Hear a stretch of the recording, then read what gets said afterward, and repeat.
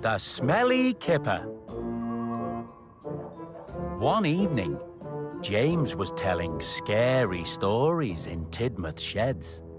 And then the ghost train rattled over the bridge, waking up everyone with its spooky whistle. Most of the engines don't take James's stories too seriously. But Percy found the stories very scary. Especially because Percy often pulled the mail train at night.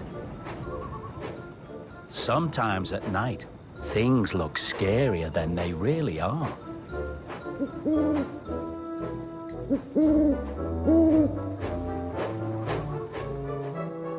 And that's when I saw the ghost train. James, Percy doesn't like your stories. Well, it's not my fault if Percy's not as brave as I am. If you're so brave, why don't you go out at night and pull the mail train?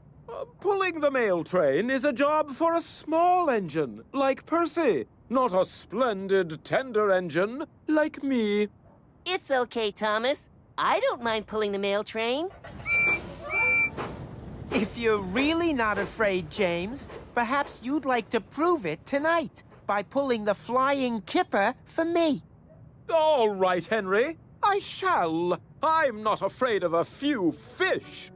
We'll see, James. We'll see. James made his way to the docks to collect the flying Kipper, loaded with a fresh shipment of fish. But as he got closer, James began to notice a funny smell. Oh! Porter was shunting cars for Cranky, who was unloading the fishing boats. Oh, Porter, what's that smell? It's the fish, of course, James. Are you here to collect the flying Kipper? Oh, no! Henry is supposed to pull the flying Kipper. I mainly pull coaches. Perhaps I should go and fetch him. So James headed back to Tidmouth's sheds. Wake up, Henry! You need to pull the Smelly Kipper. You're late. But I thought you were pulling the flying Kipper tonight. Don't be silly, Henry. I don't pull the flying Kipper. That's your job. I'm far too splendid. But you said you would pull it to show how brave you were. You must have been having a dream about me. Good night, Henry. See you in the morning. Oh, I better hurry.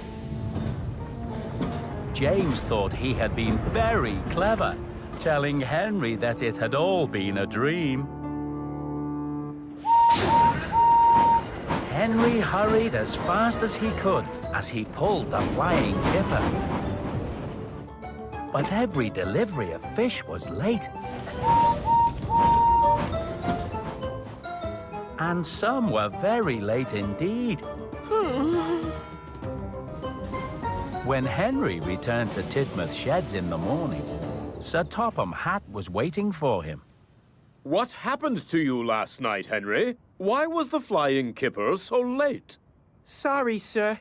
I must have overslept. I dreamt that James said he would pull the flying Kipper for me.